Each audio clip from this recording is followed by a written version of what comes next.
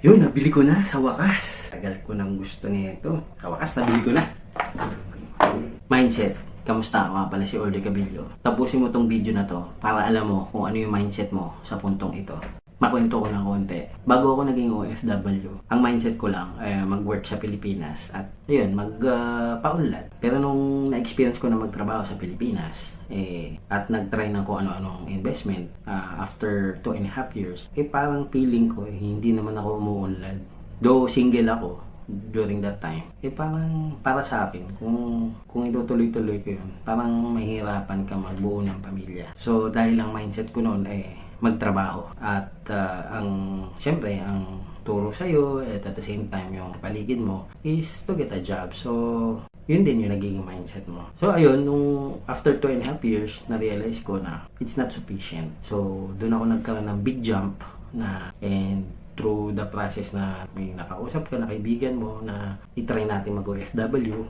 So ayun, nag-came up tayo na maging OFW. So before ako lumipad papuntang abroad, ang mindset ko talaga noon, dahil pupunta ako ng abroad na wala pang trabaho. Ang mindset ko, and ito yung pagkakasunod-sunod na nasa isip ko. Pagdating, apply, sweldo, ipon. So yun yung nasa mindset ko. Apply, pagkakuha ng trabaho, ipon, then uwi. Yun yung talagang nasa mindset mo. So, ang mindset, minsan, nag-iiba yung mindset ng tao. Depende sa sitwasyon o sa experience. So, right after ko makapunta sa abroad, nakapag-OFW. So, ito na tayo, nagtatrabaho na, and na-realize ko na yung plano mo, pag ikaw pala nagplano, in between nun, laging may nangyayari or mayroong sabihin natin na hindi rin sapat. Kaya marami akong kapwa OFW na 2 years, 3 years, or 5 years lang ako, uwi na ako.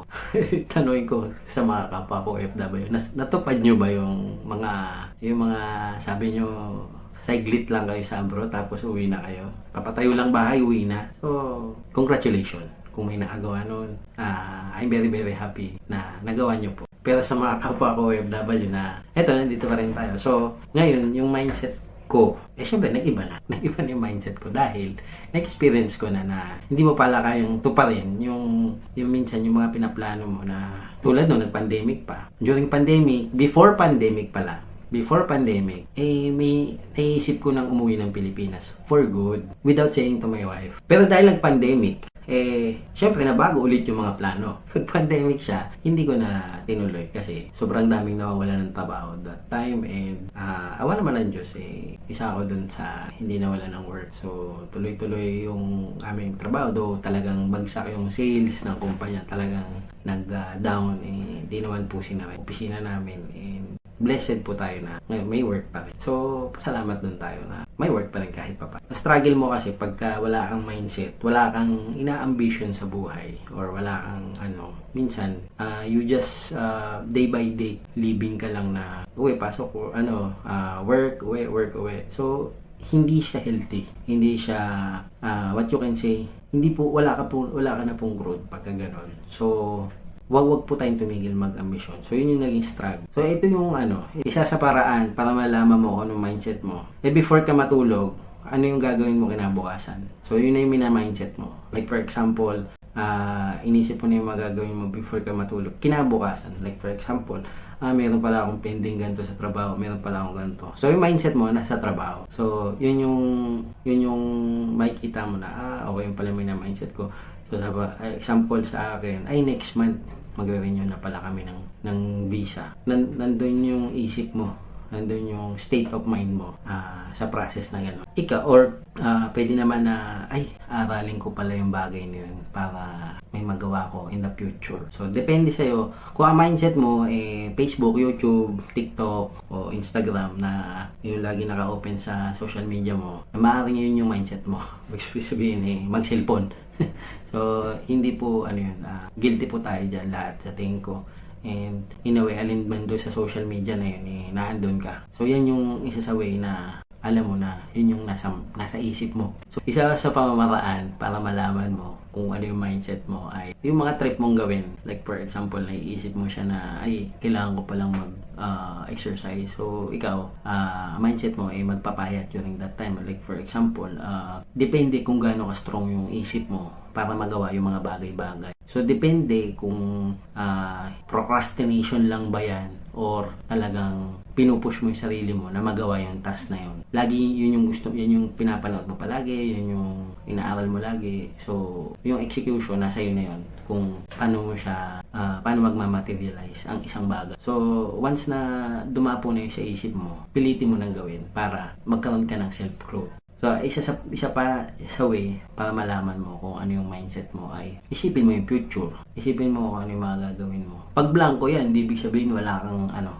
kang mina-mindset sa utak mo. Ano ba yung gusto mong mangyari sa future mo? Yan yung mga bagay na kailangan tinatanong mo yung sarili mo. Ano ba yung mga bagay na gusto mo? So, from that question, malalaman mo kung ano yung nasa isip mo. Tandaan natin, ang isip natin ay napaka-powerful. Minsan, naisip lang natin. Huwag tayo masyado mag-isip na negative, baka mag-manifest sa atin sa mga nangyayari sa atin sa buhay natin.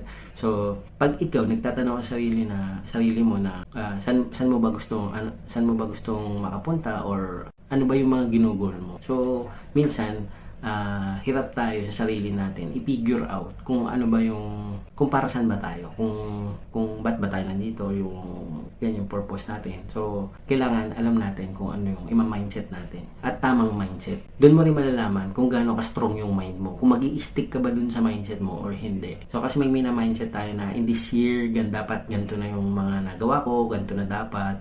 Maganda po yung may ganun, may projection. So, pero wag nating isipin lang, gawin din natin. Dapat may kasamang execution. Minsan kasi may mga pangyayari sa buhay natin na niisip lang natin pero hindi natin ginagawa. Gumawa tayo ng paraan para ma-reach natin yung mga goal na yun. So, ba't ko nga pala ito sinishare? Sinishare ko po kasi ito gawa ng para ikaw sa sarili mo malaman mo kung may ano ba yung state of mind mo right now. May pinapangarap ka ba or ang mina-mindset mo lang ba ay mag-work or ano bang nasa isip mo ngayon o magpapayat or maggawa ng something creative sa sarili mo or you just want to stay tambay sa cellphone. Actually, lahat po pala tayo nagiging tambay ng cellphone. Lahat ng tao sa ngayon. Lalong-lalo na doon sa mga tamang internet. Lahat po tayo nagiging tambay ng cellphone. So, kung ikaw sa sarili mo, iniisip mo lang ipagtambay lagi sa cellphone mo, siguro may problema ka kasi wini-waste mo yung precious time mo doon sa pagtambay sa cellphone. Siguro tumambay ka para matuto, pero hindi tumambay para makichismis o para mag-aksaya ng oras. Lahat po tayo guilty dyan. Ako po mismo, guilty ako dyan sa pagtambay sa cellphone. Kaya minsan, kailangan layuan din natin. Dapat may specific time ka lang na yun yung gagawin mo. Hindi pwedeng mas maraming time yung pagtambay mo sa cellphone. Kasi naniniwala po ako dito sa phrases na to, delayed gratification. Kasi kung ikaw may mindset ka, tinrabaho mo ito, I'm sure 100% ma-reach mo ito. So, mas maigi po, tayo po ay magkaroon ng mindset na positive at the same time mindset na tama, papunta doon sa minimithi natin or doon sa mga goals natin sa buhay. So, kung trip mo po itong mga ganitong topic, please join my group, Dumidiscarding Pinoy. And masingit ko lang po, meron po akong maliit na store nandiyan po sa link below. At if you need an insurance or property in the Philippines, I'm sure I can help you. Just PM po and I'll definitely help you. So, ayun lang po, mapagpalang araw po sa inyong lahat. Kalas!